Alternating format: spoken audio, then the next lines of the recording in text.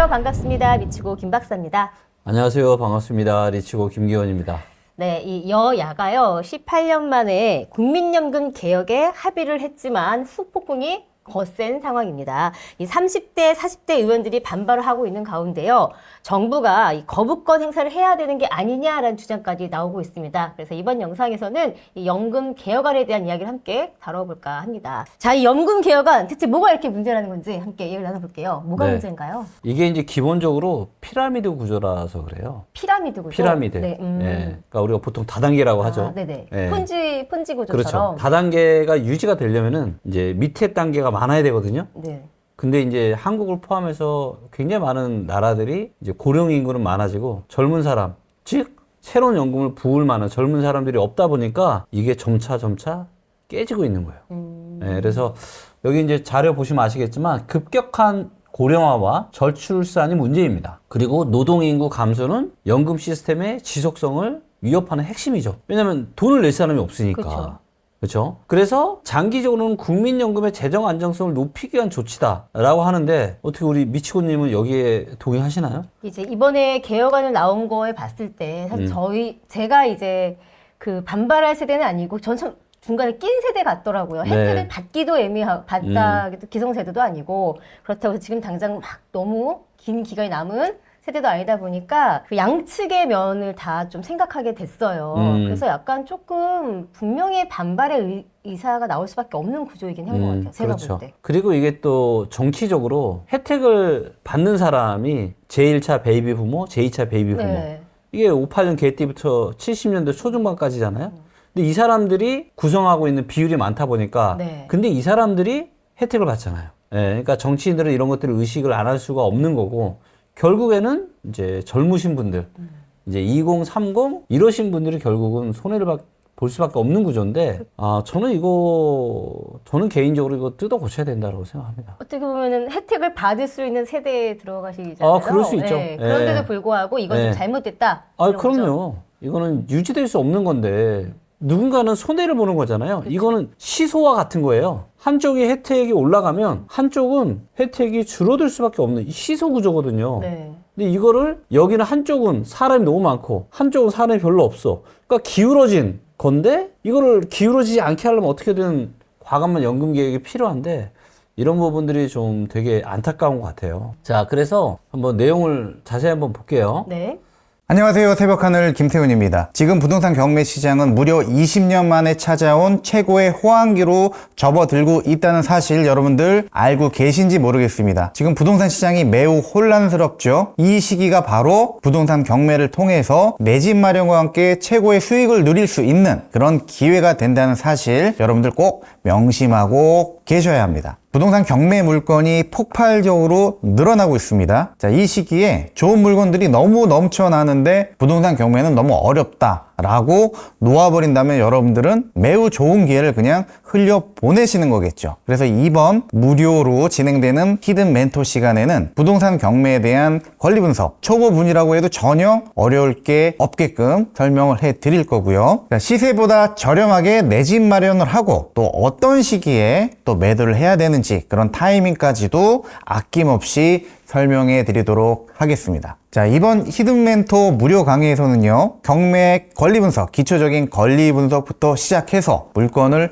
선정을 하고 입찰하는 방법까지 그리고 현재의 부동산 분위기와 함께 내가 입찰가를 어느 정도로 선정을 해야 할 것인지까지 그런 노하우들을 아낌없이 모두 공개해 드리도록 하겠습니다. 자, 리치고 경매 옥션 여러분들 보셨나 모르겠습니다. 그 내용을 보시면 정말 알토란 같은 정보들이 많이 있는데요. 어떻게 여러분들이 활용을 해야 될지 그리고 더 중요한 거는 무료로 5만 원 상당의 1개월 이용권을 모든 분들께 드리도록 하겠습니다. 자, 기대하셔도 좋습니다. 고정 댓글을 보시면은요, 여러분들이 무료로 신청하실 수 있는 링크가 있습니다. 지금 바로 신청하십시오.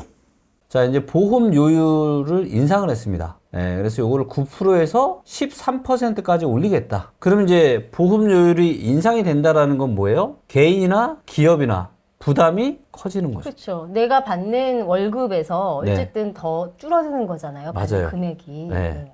그리고 이제 중장기적으로 우리가 이제 국민연금하고 또 같이 가는 게 건강보험료잖아요. 그렇죠. 근데 건강보험도 어때요? 얘도 폰지 구조입니다. 피라미드 구조예요. 근데 이 피라미드가 이제 정상적인 피라미드가 아니라 역피라미드 구조다 보니까 어때요? 이 역피라미드는 지탱이 될 수가 없는 거죠. 그래서 앞으로 계속해서 여러분들 국민연금, 건강보험료는 올라갈 가능성이 아주 높다. 자, 그 얘기는 무슨 얘기예요? 내가 소득을 이거는 차트로 제가 한번 보여드릴게요. 네. 자, 이 데이터는 뭐냐면 이제 사람들은 이제 소득 데이터입니다. 네. 소득이 있고, 그 다음에 처분 가능 소득이라고 해서 뗄 거 다 떼고 내 통장에 꽂히는 돈. 근데 이제 여기 보시면은, 2000년대 초반에는 85%였어요. 세후 소득 비율이. 네, 네. 전체 평균 기준입니다. 근데 지금 얼마요? 80.3%. 2003년에 대략 한 20년 전에는요. 내가 100을 내가 세 전으로 100이야. 그럼 세후로 내 통장에 85 정도가 꽂혔습니다. 근데 지금 얘가 80.3이라는 건 뭐예요? 이제 20%. 이제 80만 원만 꽂힌다는 80만 원만 거죠? 꽂히는 거죠. 네. 그런데 시간이 더 지나면 지날수록 인구 구조는 이제 본격적으로 꺾이기 시작한 게 21년부터거든요. 네. 그러면 이거는 더 이제 안 좋아지겠죠. 네, 그래서 이런 것들이 올라간다는 게 이제 사실 많은 사람들의 일단 기본적인 어떤 소득 쓸 게 이제 줄어드는 거죠. 자, 거기에 이제 그러면 올라가기만 하면은 안 되니까 돈을 더 많이 내는 대신에 네. 뭘 해주겠다? 돌려주겠다, 연금. 네, 더 주겠다. 그게 이제 뭐냐면은 소득 대체율이라고 하는 겁니다. 그래서 연금 수급자가 받는 연금의 비율을 조정하는 거예요. 그래서 얘를 43%까지 조정하겠다. 좀 더 주겠다라고 하는 거고, 그 다음에 이제 자동 조정 장치를 도입하겠다. 그래서 연금의 수급액이 물가의 상승률에 따라서 조정할 수 있게끔 하겠다. 그래서 이거를 하면은 연금 고갈 시점을 몇 년 정도 더 늦출 수 있을 것 같아요? 10년 정도 얘기 나오긴 하더라고요. 네, 맞아요. 그래서 이렇게 해서 대략 9년 정도 연금이 고갈이 되는 겁니다. 아예 없어지는 거예요. 9년 정도 늦추는 효과밖에 없다라는 거예요. 근데 뭐 어쨌든 고갈이 되는 거는 기정 확실 사실이라고 한다면 10년을 늦추는 게 무슨 의미가 있냐? 안 내고 말겠다. 뭐 이런 반응이 굉장히 많아요. 만약 우리 미치고님이 30대 초반이에요. 네. 이런 연금 개혁안을 보시면서 어떤 생각이 드실 것 같으세요? 저는 억울할 것 같아요. 솔직히 억울하다는 표현이 맞을 것 같아요. 왜냐하면 어차피 고갈될 건데 그렇죠. 나는 막 지금 더 많이 내야 되고 결국 그렇죠. 받는 혜택은 없다라고 맞아요. 한다면 그러니까. 그냥 안 내고 안 받을래. 난 지금 맞아요. 쓸래. 이럴 것 그렇죠. 같아요. 네. 맞아요. 저도 그럴 것 같아요. 네. 네, 그래서 근데 요거는 이제 9%에 13%를 바로 인상하는 건 아니고 그렇게 하면 이제 갑작스러운 충격이 오니까 그렇죠. 내년부터 매년 0.5%씩 8년간 인상합니다.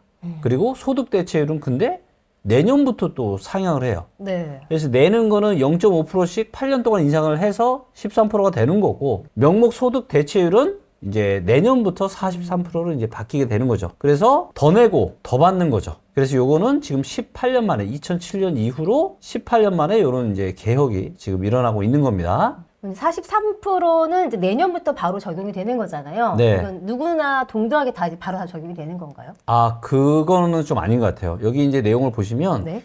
26년 이후 보험료를 납입하는 가입자에게 적용이 되는 거예요. 그래서 이제 구조 자체는 납입 기간이 길게 남아있는 청년 세대에게 유리하다라는 거죠. 그런데도 불구하고 청년 세대들의 반발이 좀 거세요. 그런데 이유가 거셀 있죠. 수밖에 없죠. 네. 결국에는 이제 이게 다 고갈이 될 거니까. 고갈되니까. 네. 그럼 이렇게 개혁을 하게 되면 네. 실제적으로 뭐 받을 수 있는 효과나 어떤 뭐 그런 게 있어요?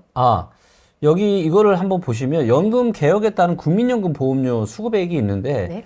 월 소득이 309만 원이고 내년에 신규 가입을 해서 40년 동안 보험료를 내고 25년 동안 받는다고 할 경우 네. 자, 이게 이제 현행은 보험료율이 9%, 소득 대체율이 40%입니다. 근데 얘를 9가 아니라 13으로 올리겠다는 거고 이 소득 대체율 40%를 43%로 올려주겠다는 겁니다. 월 보험료는 현행 기준으로 27만 8천 원을 계속 내야 돼요. 자, 그런데 이게 이제 개혁안이 되면은 12만 4천 원을 더 내야 됩니다. 그럼 어떻게 되는 거예요? 40% 정도 되죠? 인상이 되는 거죠? 그렇죠. 그래서 한 40만 원 좀 넘게 내는 거고요. 총 보험료는 이제 1억 3,349만 원. 그런데 총 내가 내는 돈이 이제 얼마가 되는 거예요? 5,400만 원이 늘어나서 1억 8,762만 원이 되는 겁니다. 거의 2억 정도가 보험료로 나가는 거네요. 그렇죠. 평생 이제 25년간. 그렇죠. 네. 그리고 이제 국민연금은 회사가 또 같이 내주잖아요. 그렇죠. 그럼 수급 첫해 연금액이 얼마냐? 123만 7천 원에서 132만 9천 원으로 9만 2천 원 늘어납니다. 총 수급 연금액이 2억 9,300에서 3억 489만 원으로 늘어나는 거예요. 이 얘기는 뭐예요? 총 보험료 내는 거는 지금 5,400만 원이 늘어나는데 총 수급 연금액은 2,170만 원이 늘어나는 겁니다. 어떻게 생각하세요? 그럼 낸 만큼 돌려받는 게 아니잖아요. 그렇죠. 네. 막 손해보는 장사인데, 이거. 네. 네. 자, 물론 이제 이거는 월소득 309만 원에 네. 내년에 신규 가입해서 이런 경우입니다. 네, 만약에 제가 내년에 신규 가입하는 대상이다. 절대 반대죠. 그럴 수밖에 없을 것 절대 반대죠. 이거 딱 봐도 그렇지 않습니까? 혹시 영상을 보고 계신 우리 시청자분들 혹시 어떻게 생각하시는지. 나는 내가 기성세대니까 젊은 사람들 고생하는 거 다 잘 모르겠고 나만 많이 받으면 돼. 근데 우리가 사회라는 거는 누군가가 이득을 보면 누구는 손해를 봐야 되는데 이런 것들이 정치적인 이유 때문에 이렇게 하는 거는 정말 아닌 것 같아요. 왜냐하면 지속 가능한 사회가 되겠습니까? 그리고 여기 보시면 수지 적자 전환이 현행으로 하면 41년의 적자가 되는데 개혁안으로 하면은 48년, 7년 늘어나는 겁니다. 기금 소진 시점은 55년에서 64년으로 9년 늘어나는 거예요. 이게 무슨 의미가 있을까요? 약간 좀 갑자기 그냥 뭔가 급처방한 느낌이 좀 들고 사실 기성세대가 유리한 것 같아 보이지만 사실 기성세대들도 자녀분들이 있잖아요. 그러면 내 자식, 내 자녀가 향후에 손해보는 거를 누가 맞아요. 찬성하시겠어요? 그럼요. 네. 그러니까 어차피 우리 모두의 문제가 아닐까라는 생각이 들고 이게 좀 문제가 많았던 게 이제 정치적인 얘기 하셨잖아요. 이게 네. 아무래도 국회의원들 연령대가 기성세대이다 보니까 그렇죠. 그래서 그런지 이 뭐 30대, 40대 국회의원들 의견을 다시 모아서 다시 해야 된다 이런 얘기가 계속 거세게 그러니까 사실 이런 거는 어떻게 보면 정치의 문제가 아니라 정확한 논리의 문제로 이걸 해결해야 되는 게 저는 맞다라고 생각하거든요. 네. 어찌됐건 혜택을 많이 받는 나이가 많은 분들이 조금씩 양보를 하면은 숫자가 적은 젊은 사람들한테 뭔가 꿈과 희망을 줄 수 있잖아요. 근데 이 상태로 가면은 이거는 누가 미래가 없는 미래가 없는 네, 거죠. 미래가 없는. 손해 100% 손해잖아요, 이거는. 그러니까 오늘만 살자 이런 느낌. 거기다가 이제 뭐 앞으로 갈수록 건강보험료나 국민연금 계속 올라가고 세후소득 줄어들고 갈수록 먹고 살기 힘든데 맞아요. 예, 그러다 보니까 이제 젊은 청년 국회의원들은 이 연금 개혁안에 반대를 한다는 거죠. 청년 세대에 지금 폭탄 던지고 있는 거죠. 아, 모르겠다. 이거는 정말 냉정하게 얘기하잖아요. 네. 돌직구 난리잖아요. 아예 나 몰라. 아이, 그냥 일단 나만 혜택 받으면 돼. 정치인들도 똑같아요. 아, 나는 그냥 표심 받아야 되니까 기성세대들한테 그냥 인기 있으면 돼. 이거잖아요. 이래가지고 무슨 나라의 미래가 있겠습니까? 아니 뭐 사실 세대 간 약간 좀 갈등을 불러일으킨 요소도 되고 있다라는 얘기도 나와요. 아, 그럼요. 네. 그래서 지금 프랑스 같은 경우는요, 이런 것 때문에 난리가 났었습니다. 이런 문제들을 좀 잘 풀어야 될 것 같은데, 아, 참, 진짜, 이, 대한민국에 진짜 이것만 봐도 진짜 희망이 없는 것 같아요. 결국에는 뭐 이제 기성세대들도 사실 객관적인 지표 그 생각 자체가 네. 이건 조금 아닌 것 같다는 생각 드시잖아요. 네, 네. 그러니까 실제로 이건 좀 아닌 것 같다. 네. 이거 오히려 우리 갈등을 일으키는 요소가 되는 것 같다라는 의견들이 네. 조금 많이 나오긴 해요. 네. 그래서 여기 이제 중장년층 대다수는 자녀를 둔 입장에서 그렇죠, 맞아. 연금 개혁안이 가져올 결과가 걱정되고 마냥 좋은 소식은 아닌 것 같다. 그럼 자녀가 없는 사람은 어떡하라는 거죠? 좋은 거네. 자녀 없는 사람은 좋은 거다. 왜냐면 연금 혜택 받을 수 있는 기성세대들. 아, 나는 혜택 받고? 네. 자녀가 없으니까 걱정할 사람이 없는 거잖아요. 네. 우스갯소리입니다만 사실 우리나라의 그 장기적인 미래를 봐서는 당연히 이거는 조금 조정이 저도 필요해 보여요. 그러니까 이거는 왜 이런 이건 한쪽만 냈을까? 일방적으로 손해를 보는 거잖아요. 그렇기 때문에 저는 또 특히나 제가 수학과를 나오고 제가 컴퓨터 사이언스 전공하고 부동산도 제가 부동산 빅데이터로 하는 사람인데 아니 이거는 숫자적으로 명확하거든요. 명확해요. 하면 어떻게 해야 되냐. 지금 받는 사람 걸 줄여야 돼요. 아니 왜 아까 앞서서 이제 폰지 사기 구조다라는 말씀을 하셨잖아요. 그게 네. 이제 여러 가지 이유로 젊은 세대 인구는 줄어드는데 노년층은 늘어나는 이런 이제 역피라미드 구도, 인구 구조도 다 연관이 있을 것 같아요. 맞습니다. 네. 그래서 가장 중요한 거는 뭐 누구의 자잘못도 아니고 사실은 한국의 이 인구 구조 때문에 그래요. 그래서 이 인구 구조를 보시면 국민연금의 미래가 명확하게 보입니다, 여러분들. 자, 보시면 2025년 우리가 살고 있는 지금의 인구 피라미드입니다. 네. 자, 보시면 이제 60세 이상이 혜택을 받으시는 분들이죠. 그리고 여기가 국민연금을 내는 사람들입니다. 그래서 자, 이거의 특징을 보시면 아직까지는 어때요? 생산 연령층 요 밑에 그래도 사람이 좀 괜찮죠? 그렇죠. 3, 아직 4, 5, 많아요. 60대. 네. 네. 하지만 이제 밑으로 갈수록 지금 저출산 고령화 때문에 지금 출생아 수가 많이 줄어들고 있죠. 딱 봐도 어때요? 자, 근데 요 상태는 아직은 세울 수는 있어 보이죠. 유지는 돼 보이죠. 네. 자, 그래서 현재 연금을 내는 사람들이 은퇴증을 부양할 수 있는 구조가 유지되는 데 보이지만 바닥층이 좁아지고 있어가지고 미래 불안 요인이 서서히 이제 가시화되는 시점이에요. 네. 아직은 그래도 그나마 뭐 그냥 봐줄 만한 정도입니다. 자, 그런데 2050년으로 가볼게요. 2050년. 앞으로 25년 뒤입니다, 여러분들. 자, 딱 인구 구조가 이렇게 생겼어요. 자, 이렇게 서 있는 만약에 뭔가 화병 같은 게 있다. 그렇죠. 불안해요, 안 불안해요? 쓰러질 것 같이. 그쵸? 쓰러질 것 같이. 그리고 딱 언뜻 봐도 요 혜택을 받는 사람, 내는 사람들인데 어때요? 그죠? 그러니까. 받는 사람이 더 많은 것 같은데? 아마 젊은 층 한 명이 노인 3명 정도를 부양해야 되는 약간 그런 구조인 것 같아요. 맞습니다. 하단이 크게 줄어들고 중상단이 비대해지는. 그쵸? 하단이 없죠? 아예 없습니다. 이거 보세요. 완전 상체 비만이네. 20세 이해가 아예 없어요. 그래서 완전한 이제 피라미드 형태가 이제 2050년에 되는 겁니다. 자, 그럼 이게 어떤 의미가 있냐?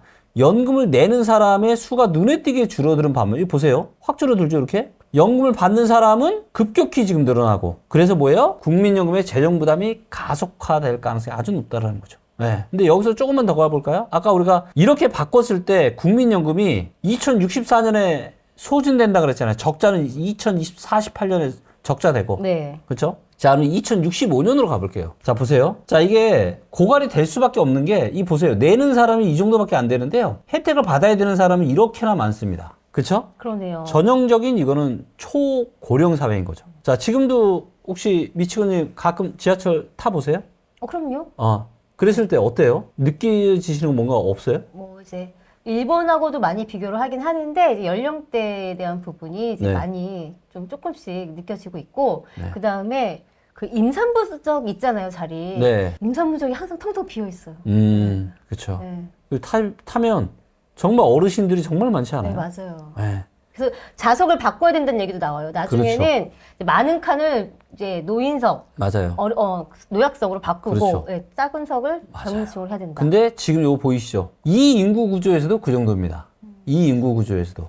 그런데 2065년이 되면은 어때요? 완전 노인들의 바다가 아니라 이제 노인들의 천국이 되는 거죠. 자, 그러면 국민연금이 부담해야 될 고령층 인구와 생산 연령층 인구를 훨씬 더 보세요. 내는 사람은 이거밖에 없는데 받아야 될 사람이 이렇게 수두룩 빽빽하는 거예요. 그러니까 고갈이 될 수밖에 없지. 자, 그러면 이 문제를 해결할 수 있는 방법은 뭐예요? 이거는 수학적으로 명확합니다. 명확해요. 내는 사람이 줄어들기 때문에 내는 사람한테 더 많이 내라고 하는 거는 해결책이 절대로 될 수가 없습니다. 맞죠? 그렇죠. 이거는 수학적으로 혹시라도 이걸 풀 수 있으신 분 계시면 저한테 연락 주십시오. 제가 네, 맛있는 밥 사드릴게요. 말도 안 되는 거라. 이게 지금 일단은 인구 데이터가 우리가 마음대로 바꿀 수도 없는 노릇이고 그러면은 혜택 받을 사람한테 더 많이 어떻게 되나요? 네, 혜택을 받는 기성세대가 네. 내가 받는 혜택을 줄여야 돼요. 그래야 이 기금 시스템이 유지가 되는 거지. 아니, 솔직히 입장 바꿔서 생각해 보세요. 입장 바꿔서 내가 혜택을 받는 입장이 아니라 내가 내야 되는 입장이라 생각하고 이걸 왜 내야 돼? 없어지는 거를? 안 그래도 먹고 살기 힘들어 죽겠는데 내야 되냐고. 근데 중요한 거는 개인들만 부담이냐고요. 기업들도 부담이잖아요. 기업들도 더 기업하기 힘든 상황인 거죠. 그러니까 이거는 정말 좀 깊이 있게 고민을 좀 해봤으면 좋겠고, 이런 것들을 할 때 차라리 좀 선거를 좀 하든가. 하긴 선거하면 또 혜택 받으신 분들이 너무 많다 보니까. 맞아요. 뭐. 그래서 제가 얘기했지만 이런 것들은요, 이건 정치적인 문제로 풀 게 아니라 이건 정확하게 그냥 논리로 풀어야 되는 거예요. 답이 뻔하거든요, 이거는. 대표님 생각하시기에 그러면 국민연금의 좀 바람직한 방향 네. 어떻게 좀 잡았어야 된다? 지금의 기성세대들이 특히 나이가 많으신 분들일수록 혜택을 줄여야죠. 연령대별로 혜택을 줄여야죠. 계속해서. 그리고 내는 거는 현재 수준을 유지하고. 네. 그래서 그래야 뭔가 이 고갈 이것도 훨씬 더 길어지고 할 거기 때문에 저는 무조건 기성세대들이 이건 줄여야 된다. 네. 네, 맞습니다. 어쨌든 이번 국민연금 개혁안 내용을 듣다 보면은 이제 20, 30대 특히 이제 젊은 세대 입장에서는 나 이거 약간 좀 다단계 가입한 느낌인데 포지사하게 당한 느낌인데 이런 생각이 들 수밖에 없는 구조 같긴 해요. 맞습니다. 그죠? 그런 구조 같은 게 아니라 그런 구조입니다. 그렇죠. 그런 구조인 네, 거죠. 그런 구조예요. 네. 근데 폰지 사기의 끝은 명확하거든요. 모두가 다 불행해집니다. 그렇죠. 자, 폰지 사기 핵심 뭐냐? 뒤에 들어오는 투자자의 돈으로 앞선 투자자의 수익을 지급하는 거예요. 이게 지금 뭐예요? 국민연금 아닙니까? 젊은 세대, 즉 납입자가 내는 보험료로 기성세대에 연금을 지급하는 구조잖아요. 그래서 새로운 참여자, 젊은 납입자가 계속 더 필요합니다. 자, 그런데 이게 왜 안 되냐? 첫째, 지속적으로 불가능한 인구 구조라는 거죠. 아까 제가 차트까지 해서 네. 보여드렸죠? 자, 두 번째는 뭐냐? 불균형이 지금 심화가 되고 있다는 거다. 인구 피라미드가 역전이 됨에 따라서 납입자와 수급자, 그러니까 돈을 내는 사람과 받는 사람의 비율이 급격히 지금 이게 악화가 되고 있는 거죠. 네. 그래서 연금 보험료율을 높이는 거는 저는 이건 답이 안 된다. 왜? 아니 연금 낼 사람이 갈수록 줄어드는데 이거 높여봐야 무슨 의미가 있겠어요. 방법은 뭐냐? 수급 개시 연령을 늦추거나 금액을 줄여야죠. 그렇죠? 그래야 그나마 현재 제도가 유지될 수 있다고 생각합니다. 그리고 이제 세 번째는 이제 결국 후대 부담이 가중된다. 자, 그러면 젊은 사람들은 어떤 선택을 할까요? 이 상태로 간다. 만약에 이런 연금 개혁안이 통과가 된다. 제가 젊은 사람은요, 이민 갈 거 생각할 것 같아요. 아니, 그냥 내 생돈 다 날리는 거잖아요. 그럴 바에는 차라리 해외 사는 걸 고민하지 않을까요? 그럴 수도 있을 것 같아요. 어차피 그럼요. 세금 덜 내는 나라 찾아가지고. 그럼요. 맞아요. 네. 그래서 이런 거를 가지고 무슨 부동산에 혜택 주고 뭐하고, 차라리 그 몇십조 되는 돈을요, 이런 데 쓰지 마세요. 부동산 부양하는 데 쓰지 말고 차라리 일자리를 만들고 뭔가 선순환적인 구조로 갈 수 있게끔 만드는 게 저는 훨씬 더 현명한 선택이 아닌가. 그러니까 젊은 사람들이 좀 뭔가 기운차게 활짝 웃을만 이런 사회가 돼야 되잖아요. 그래야 그 사회가 미래가 있는 건데. 네, 말씀해 주신 것처럼 이번 연금 개혁안은 이제 단순히 이 보험료를 조정하는 차원을 좀 넘어서요. 연금 제도의 지속 가능성, 그리고 국민 개개인의 삶에 미치는 영향이 좀 여러모로 많기 때문에 좀 더 신중하게 바라봐야 되는 게 아닌가라는 생각이 듭니다. 여러분들 아마 보시는 분들 연령대가 다양하다 보니까 조금씩 다른 의견이 있을 수 있을 것 같은데 각자의 의견도 좀 댓글로 공유해 주시면 저희가 함께 보도록 하겠습니다. 자, 이번 영상 좋으셨다면 좋아요, 구독, 댓글, 그리고 알림 설정까지 함께 해주길 바라겠습니다. 감사합니다.